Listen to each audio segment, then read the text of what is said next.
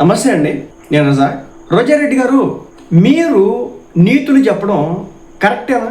ఈ రోజున హిందూ దేవాలయాల మీద కూటమి ప్రభుత్వం వచ్చిన తర్వాత దుర్మార్గాలు జరుగుతాయి అని చెప్పేసి ఒక ప్రోపగాండా సృష్టిస్తూ ఉన్నారు కదా.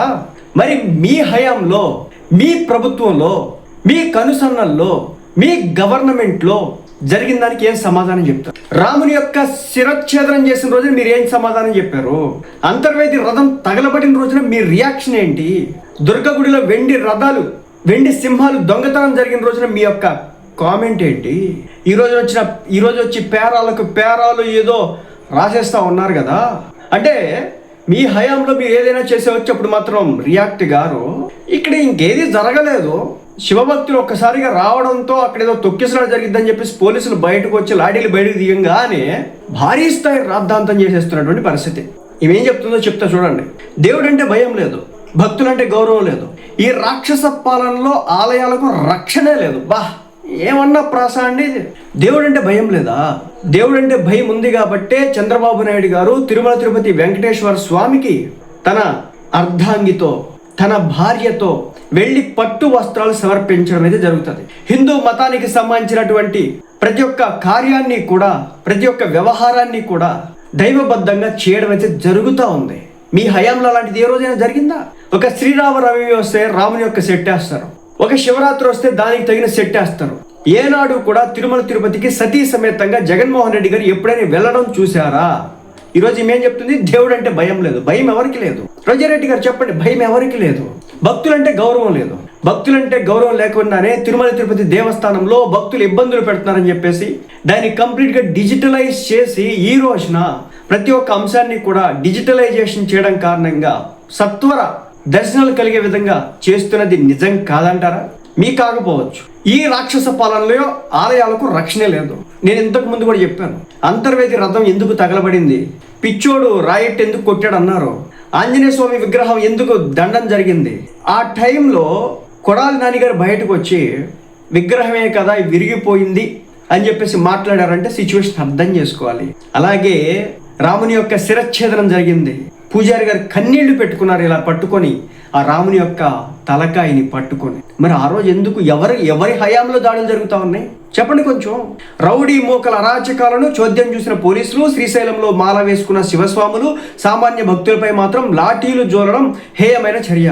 మీరు చూడండి, అక్కడ ఏ ఒక్క లాఠీలు తీసిన మాట వాస్తవం. వాళ్ళు ఇష్టం వచ్చినట్టుగా ఎక్కడా కూడా దాడులు చేయలేదు. ఎవరిని కూడా, ఏ భక్తుడిని కూడా లాఠీ దెబ్బ కొట్టలేదు. వాళ్ళు భయపెట్టే ప్రయత్నం చేశారు. ఎందుకంటే ఒక్కసారికి వచ్చి పడితే కనుక చాలా నష్టం జరుగుతుంది.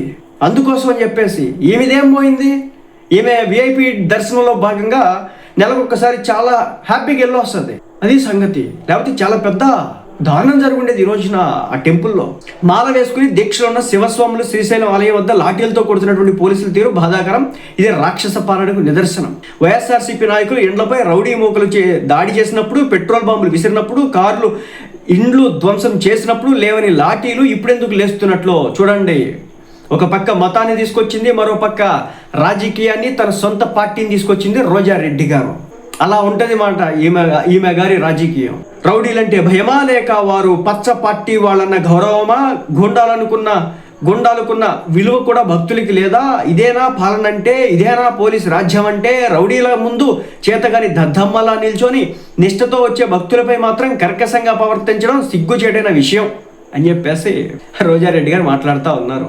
ఏం చెప్తాం, భగవంతుడు నోరిచ్చినాడు. హైలైట్ కావాలా? మొన్న ఏదో మాట్లాడారు కూడా, ఆ వీడియో బాగా హైలైట్ అయింది, రీషూట్ చేసినారు. ఇలాంటి అవసరం. మరి పోలీస్ వ్యవస్థ ఇంత దారుణంగా తేరడానికి ప్రభుత్వ తీరే కారణం. దీన్ని పూర్తిగా ఖండిస్తున్నాం. ఎక్కడైనా పోలీసులు ప్రజల కోసం పనిచేయండి, పాలకులకు ఊడిగం చేయడం మానేయండి. మరి మన హయాంలో ఏం చేయించారు? ప్రభుత్వానికి ఒక పోలీస్ అధికారి వ్యతిరేకంగా వెళ్తే అతను రూల్స్కి విరుద్ధంగా, డ్యూటీ నిబంధనలకు విరుద్ధంగా వెళ్తున్నాడని చెప్పేసి అతన్ని తన యొక్క ఉద్యోగం నుంచి తీసేటటువంటి హక్కు ప్రభుత్వానికి ఉంటుంది. మీ ప్రభుత్వ హయాంలో మీరు చెలరేగిపోయారు కదా. పోలీస్ డిపార్ట్మెంట్ అడ్డం పెట్టుకుని మీరు చేసినటువంటి చేష్టలు ఏంటి? చిన్న చిన్న యూట్యూబర్ల మీద మీరు చేసినటువంటి దాష్టికాలు ఏంటి? అంత తేలిగ్గా ఎలా మర్చిపోతారు రోజారెడ్డి గారు? అంత తేలిగ్గా ఎలా మర్చిపోతారు? సనాతన ముసుగులో నటించడం కాదు, దేవుడి పేరు చెప్పి భ్రష్ట రాజకీయాలు చేయడం కాదు, నిజమైన భక్తుల్ని గౌరవించడం నేర్చుకోండి. ఎస్, నిజమైన భక్తుల్ని ఎప్పుడు గౌరవిస్తూనే ఉన్నారు. ఎక్కడా కూడా ఏ ఒక్క భక్తుడిని కూడా అవమానించడం లేదు. అనేక రకాల టెంపుల్స్ని కట్టేస్తూ ఉన్నారు. ఇవన్నీ జరుగుతున్నా కానీ ఇవి వీళ్ళ కళ్ళకి కనిపించవు. మొత్తానికైతే ఏం లేదు, శ్రీశైలంలో జరిగినటువంటి ఒక చిన్న భక్తుల యొక్క ఆవేదన నిజమే, అది వాస్తవం. కానీ ఏంటంటే ఒక్కసారి వచ్చి పడడంతో పోలీసులు కంట్రోల్ చేసినటువంటి పరిస్థితి వచ్చింది.